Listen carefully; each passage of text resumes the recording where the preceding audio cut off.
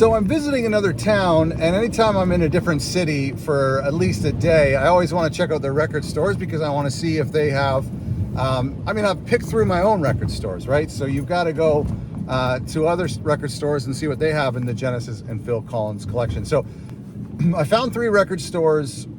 I'm definitely going to hit one. One looks like an absolute chaotic mess of records, tapes, and CDs, and so that's where I'm headed first. This store looks like I'm going to be spending a lot of time in there. If I have time, I'll go to another one. We'll see how it goes.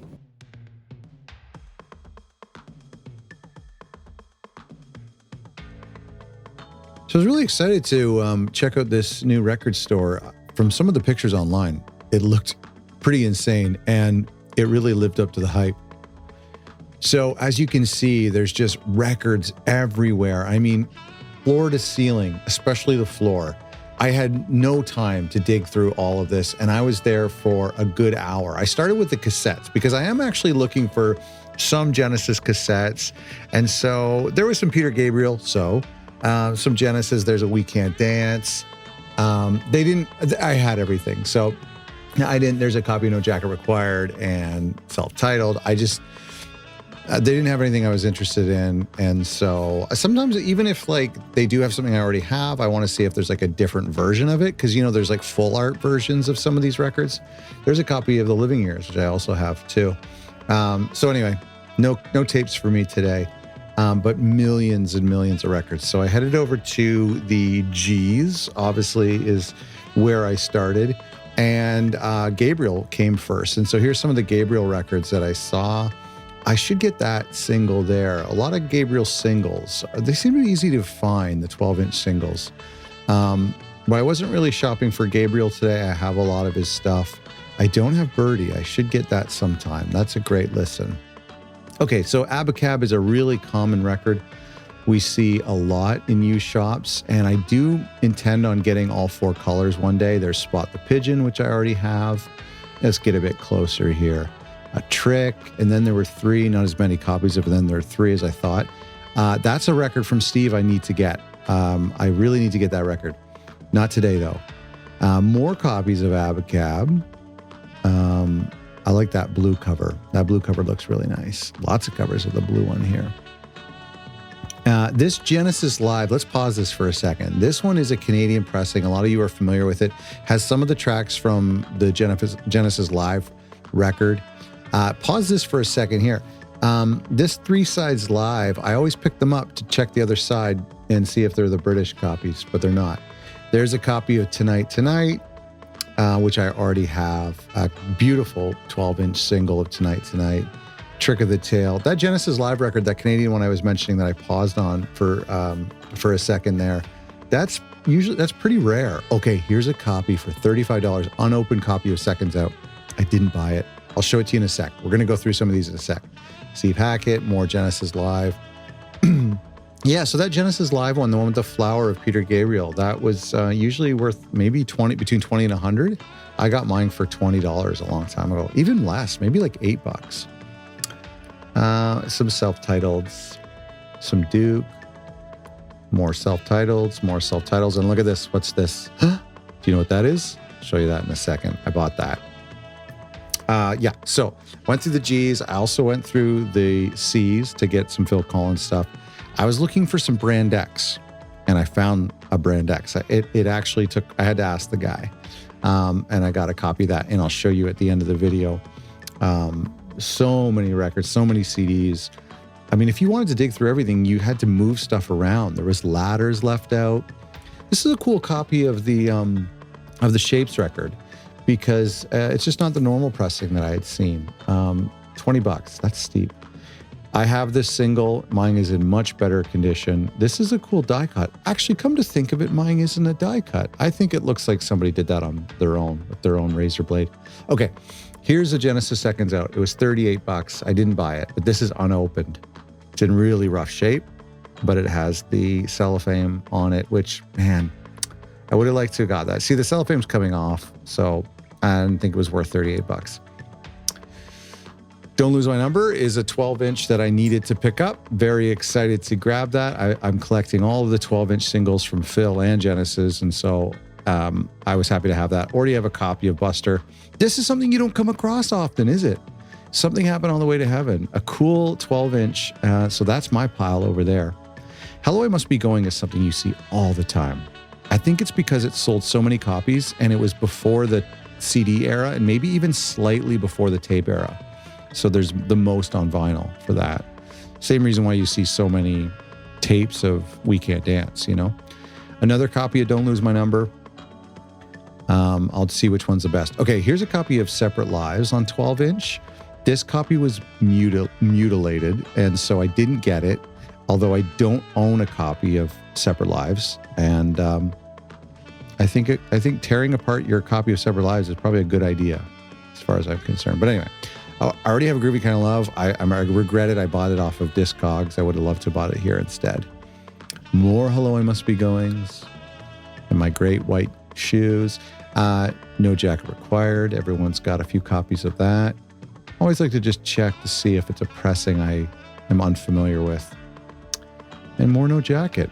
Now, CDs. I have there's some CDs I've been looking for from Genesis, namely the, okay, get this.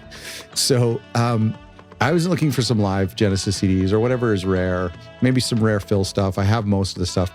And this guy had a whole bin just of Genesis and Phil Collins and Peter Gabriel all together.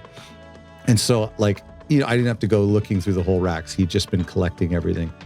So there was the usual suspects, but some interesting stuff, right? I haven't seen a copy of Trick like that. I have most of, that doesn't belong in there. I have most of these, if not all of these. So I'm kind of like, that's an interesting copy of Abacab. Mine doesn't look like that. Mine is a more modern pressing. Here's Calling All Stations, which I was thinking about grabbing because surprisingly I don't have it on CD. And some other really cool stuff in here. And I think the thing that was mostly interesting was just that some of the CDs I already did have had different artwork, especially on the back. Because they did like a pressing like in the early 2000s of CDs, they kind of made all the backs look homogenous. And so some of these were a little bit cooler. I hadn't seen this either.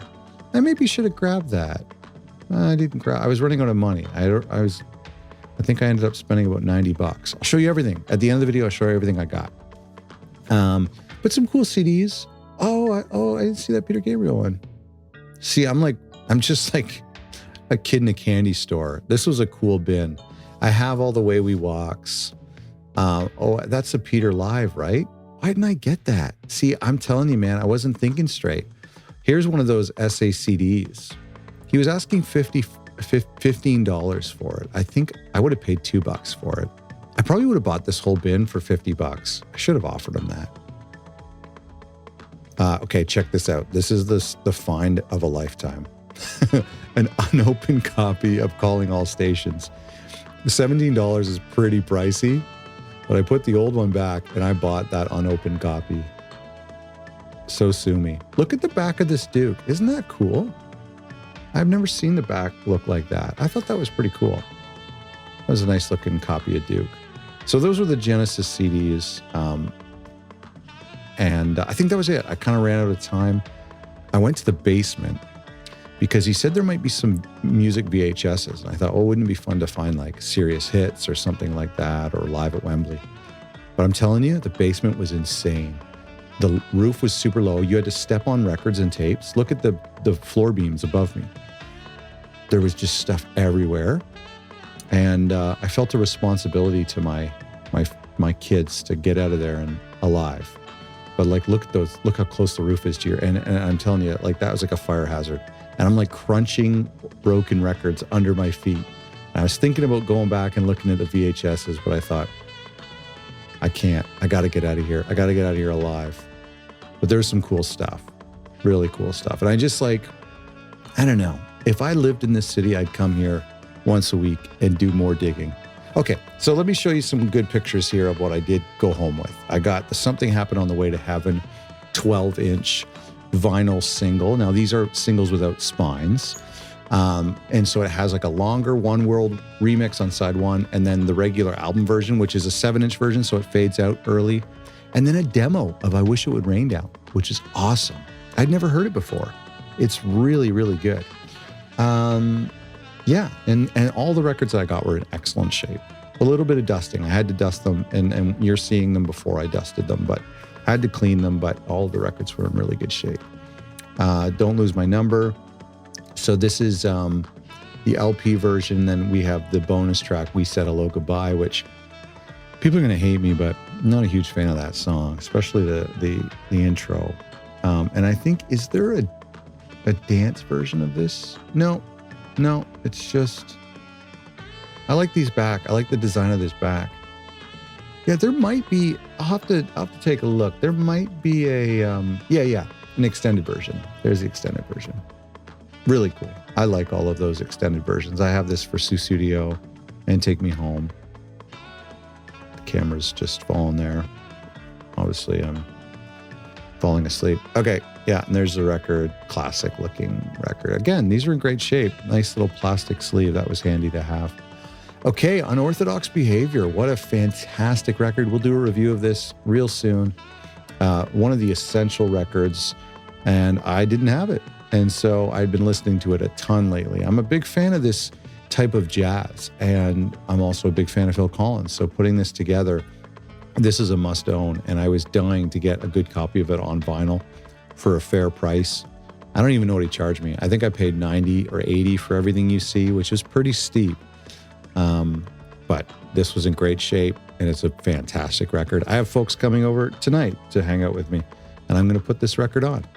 A Curious Feeling.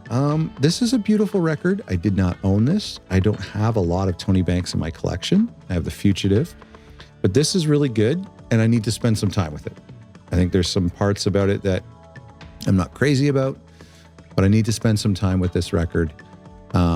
And some of it that just sounds like Genesis. It sounds like instrumental Genesis from And Then There Were Three era. So I really like what I've heard so far. There's a song called You that has an insane outro that I've been listening to a lot.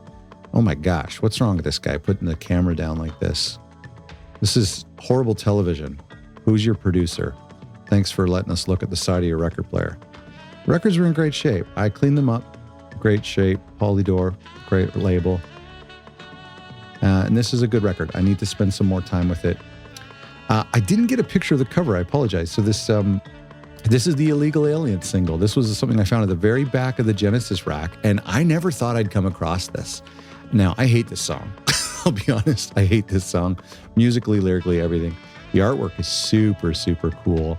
I'm sorry I didn't get a good shot of the front cover, but it has the lyrics on the back. It has this kind of skeuomorphic design. On the reverse side is an extended live version of Turn It On Again. There isn't an extended version of, it's just the regular album version of Illegal Alien. But the Turn It On Again has like the Somebody to Love and all that stuff. Not great, honestly. Not crazy about that version of Turn It On Again. But this was cool. This was a really nice find. The record was in great shape.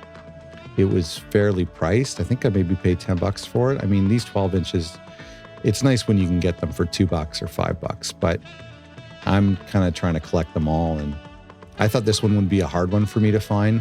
I haven't found Keep It Dark yet. That's a hard one to find, but I thought this would be impossible. Okay, and the piece de resistance is Calling All Stations unopened in the cellophane. $17. I probably overpaid for it. Surprisingly, I don't own a copy of this on CD. I do like this record. I have it on vinyl. We'll talk about it another day. But I just thought it was really funny to get a copy of it unopened. I mean, who owns an unopened copy of Calling All Stations on CD? That's pretty cool. I still actually want to get a copy. I used to have a copy a long time ago. I must have gotten rid of it in a dark time. So I probably overpaid for this, but I just thought it was cool. I'm going to leave it unopened. It probably looks really good on the inside. It's got a little bit of cellophane coming off there. How cool. Anyway, great shop. Thanks for coming along on this journey with me. I hope you enjoyed me taking you on my shopping experience. If you'd like me to do more of these, let me know, because I love shopping for Genesis and Phil Collins records and all the other stuff too, you know, like Aunt Phillips and Brand X and Tony Banks and the Mechanics. It's really fun. So let me know and I'll do it. Thanks for watching.